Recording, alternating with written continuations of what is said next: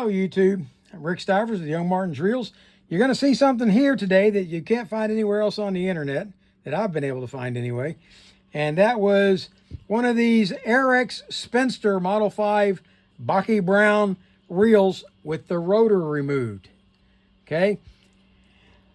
Some of you may remember that I said one way or the other, we were going to see how this rotor come off, even if I had to cut it off. Well, we didn't have to cut it off. I have removed it, and I'm going to be able to put it back, but I don't recommend ever doing it unless absolutely necessary. And what would make it necessary is a lot of impacted grease and dirt down inside this bushing right here against that shaft. That would be the only reason I can see to ever remove this rotor, because the rotor is swedged down inside here. See these splines? Well, those splines are hammered down inside here, and that's what holds that rotor in place. Okay, you can't remove it by trying to twist this. You'll break the swedge up here loose, which I did, and I had to hammer it back down. The only way to get it off is to hammer it out, and the way I had to do that was I put it in the vise, clamped it down like so, and then proceeded to put a wooden block against it here and kept tapping it until I slowly but surely tapped it out. Okay. And then once I got it out, I was able to see, yeah, it's splined. If you keep doing that over and over, those splines are going to tear up the inside of this, and you will no longer have a functional reel. So now I'm going to tell you that this is how you go about taking this apart. We've just put it back together, and we're going to run through and take it back apart real quick. And we'll make that the front of the video so that you can see how to take it apart. But you're not going to see me take this rotor off, okay? Because I'm not going to ever take that back off again. I know how to do it now, and there's no need. But my curiosity had the best of me. And for those out there who've been wanting to see how it's done, now you can see. Okay, so we're going to start off by removing the handle. We're going to take off the drag knob.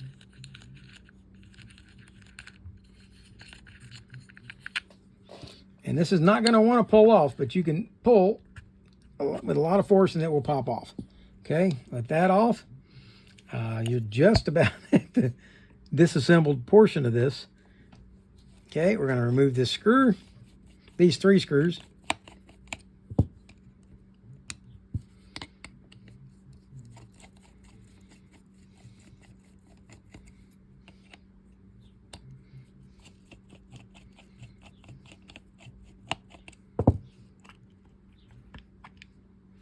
Okay, and that removes that. There's the 3 screws out.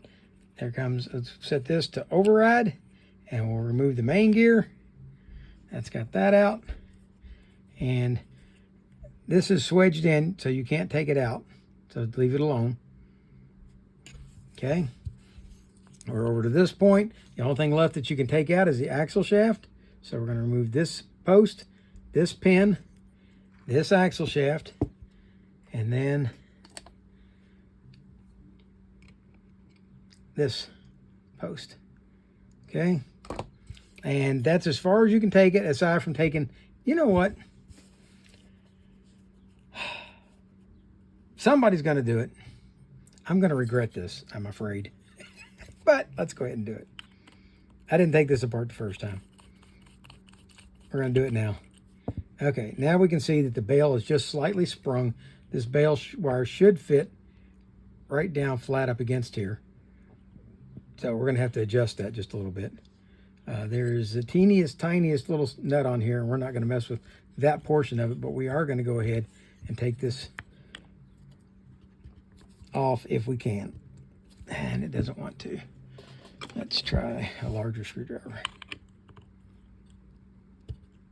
There we go.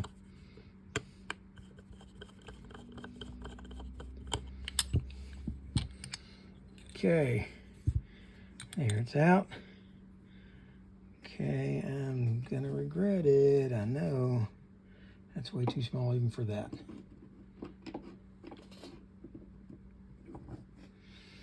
Okay. But it was clean inside, it didn't need to come out. The only thing left is this part here, so let's get to it get that out, and we will be done with the disassembly.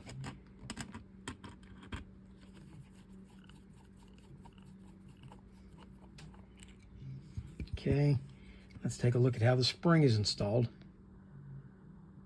Okay, tag in comes here, runs around the post, and comes out and hooks right there. Okay, we should be able to duplicate that fairly easy when the time comes.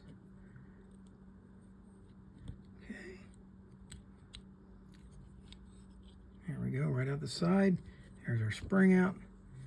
And now we have this disassembled as far as it wants to go, aside from taking that out, and I'm not going to do that. Okay, so now let's see if we can reassemble, and I'll piecemeal all this back together so that you got one coherent video, I'm hoping. First off, let's go ahead and wipe out the inside of this and clean that around here. There we go. Okay, now you get, this is a double tag spring, one goes up and one goes down. So what we're going to do is find the hole in here, and the hole is up here at the top. And I'm going to have to find my ice pick again here one day real soon. There's a little hole right there, and that's where that one tag into the spring is going to go in. Okay, so let's set that one in first, like so. All right. And we've got this guy that's got to go back on. Let's wipe off just a little bit. Okay. And, all right.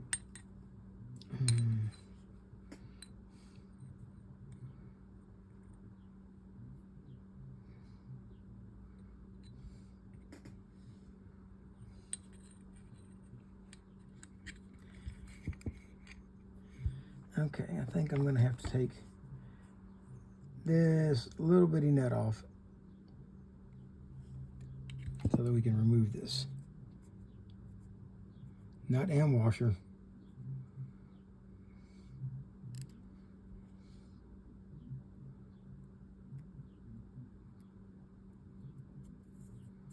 Put that back. Okay. Now let's see if we can reinstall this guy.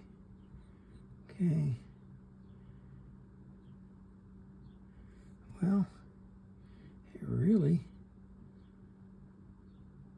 looks like it might be pretty simple.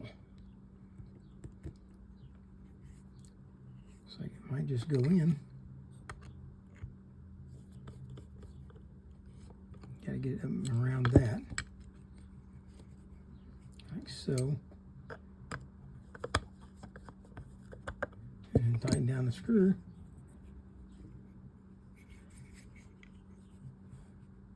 And that's going to latch right there. Okay, that part's pretty simple. Okay,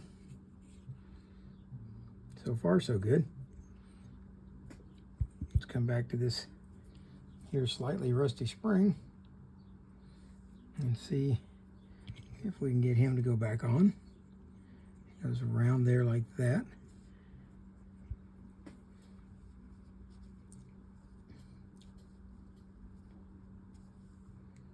And then we have our bail trip release. Now prior to putting this on, I'm going to come and add a little oil. Okay, and we're going to slide this in from the outside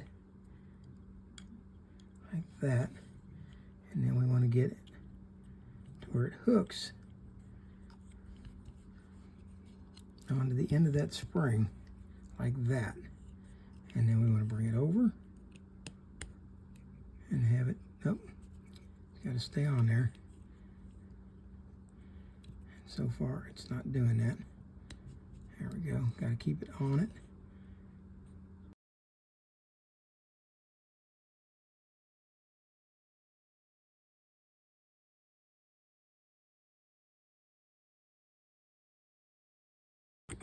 Now I might be able to do that, loosen it up, and take the spring under it.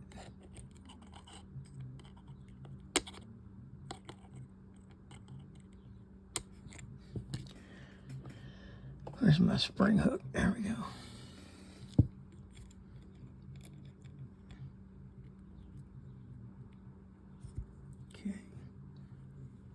that down around under it.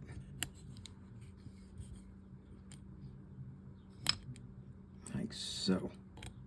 There we go. Now it's in place. I don't know if you got to see that or not. But basically, I loosened it up. I took this hook, pulled it down underneath, allowed it to come up, and then hooked it back in place. Okay, so now that's hooked and in place, and we're going to give it another shot of oil. Okay. That's got it locked, and when it rotates, oh, there we go. And when it rotates around, it will trip it. Okay, nice. Okay, now let's put this back in place. We're going to take this tiny little nut off again.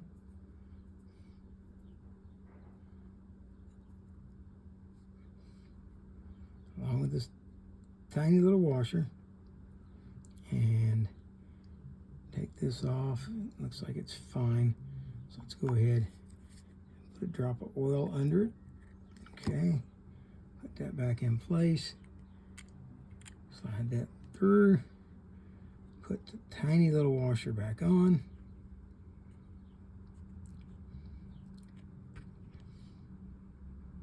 And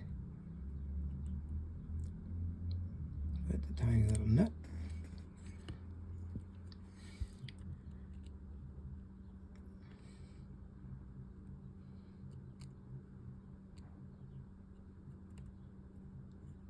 There we go. Okay, now if you look at this, you'll still see that we're still out too far on this bail. So let's go ahead and see about bending it in a little bit. And don't get too carried away. There we go. You want it so where it just does fit. Okay.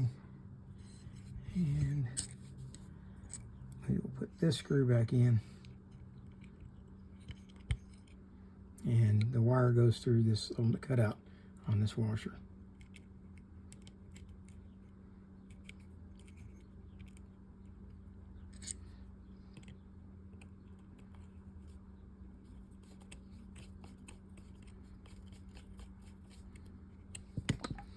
Okay, we're going to put a drop of oil here.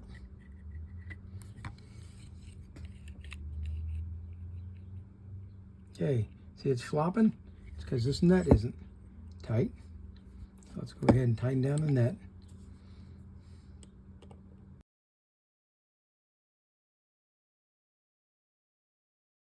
Okay, ain't flopping now? No. Okay, so we trip it back, it trips, locks, there it goes, trips back. Okay, when you're fishing, you'll flip it over. There you go. Perfect. Okay, when I drove this in, it really should have been right directly across, but I'm not going to drive it back out to find out or to readjust it. I think we're going to leave it where it's at. Okay. So, what are we going to do? We're going to start off by putting some grease. Normally I oil rotating surfaces, but this one I'm going to grease because I'm never going to be able to get back in there again. Once I put it in, it's in. Okay, so I'm going to put some grease on there as it goes through this bushing. And yes, it spins fine on there. And that grease will slow it down just slightly, but not too much. Okay, we're going to set this back in place here now. And we are going to start tapping this back down. And I don't think it's going to work very well on this table top, but we're going to try it. We'll see if it'll work. Okay, I don't have much room here.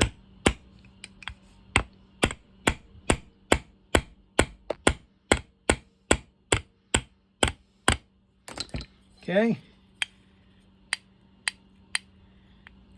You get that little bit of play right there, and that's what you should have. Okay, there is the rotor reinstalled. And like I said, the only way that that rotor's coming back off is to take and drive this back out and get that out. You don't want to keep doing that because that will definitely tear that up inside. Okay, now we do have a problem here because, there we go. It wasn't latching. There we go. It will latch here. Rotate. Good. All right. Good. All right, we've got that back on. You should never have to take that off. I don't recommend ever doing so.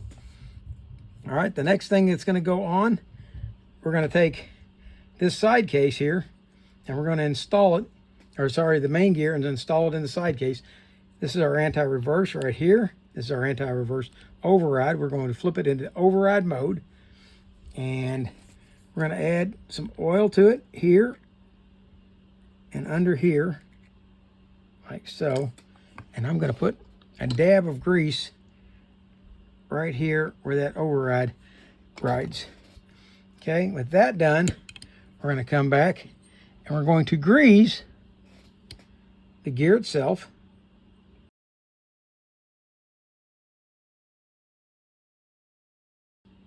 Okay, grease up all the teeth.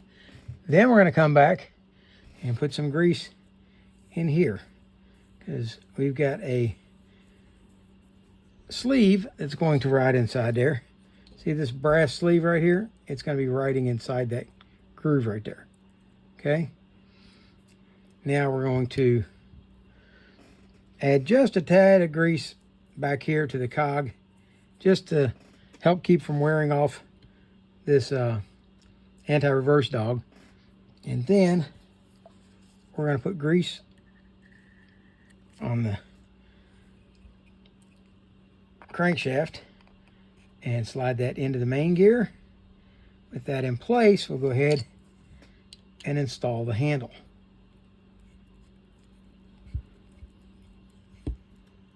Okay, now we should be able to flip that, and we should have anti-reverse, which we do.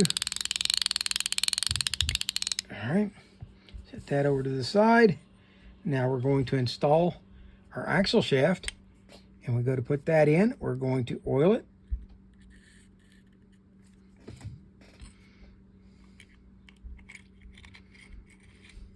Okay, slide it in. Now, in this bottom down here, we're going to want to put some grease in here.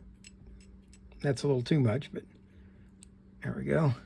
We're going to put some grease in there, and then we're going to slide this metal sleeve in right there, like that. All right, we're going to slide this through, and we need to push that sleeve down just a little bit. There we go. So this will fit over it. And let's bring it up, and we're going to slide this pin down through the hole and into that sleeve, like that. Once that's done, we can put this one in the top, and those are set and ready to go. Okay, let's add some grease to this one, and we should be ready to install the side plate. And let's see, we're going to push that all the way to the rear, so that should, see, we take this and crank it around until we are all the way to the rear with the furthest part. Okay, that's there, like that.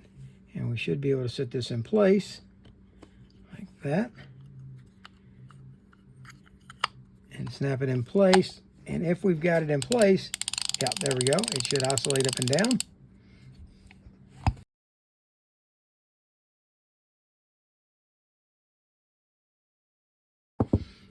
All right, there we go. Bell trips like it's supposed to. Let's go ahead and add a drop of oil here.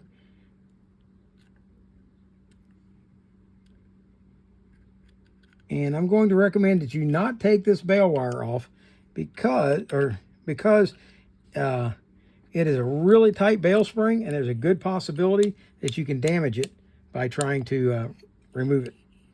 Okay, so let's move this up and down a little bit. Yeah, these are very tight springs that are on this. And this one, there we go.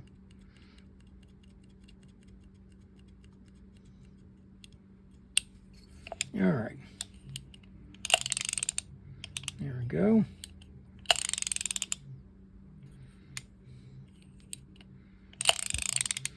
I believe, no, that's pretty symmetrical. That bail spring looks really good. Now, here's the one of the other hard parts of this is this thing has got this plastic clip up here. And when you go to remove this spool, you're going to feel like you're about to break it because you have to put a lot of force on this thing to pull it off. So we're going to put some grease on it to kind of help with that a little bit. But yeah, it's tight, it's hard. There we go. When you go to take it off, you'll find that it takes quite a bit of force to get it off. Okay. And this one just broke a piece of plastic off of it. See, it's really hard. And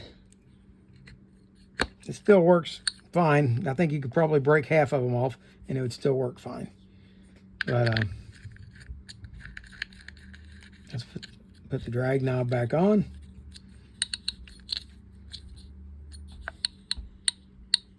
There we go.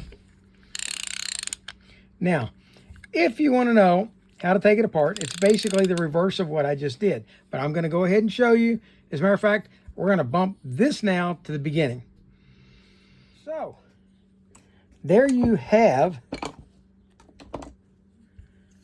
the Airex Baki Brown Spinster Model number 5, made by this, and Airex is a division of the Lionel Train Company Corporation.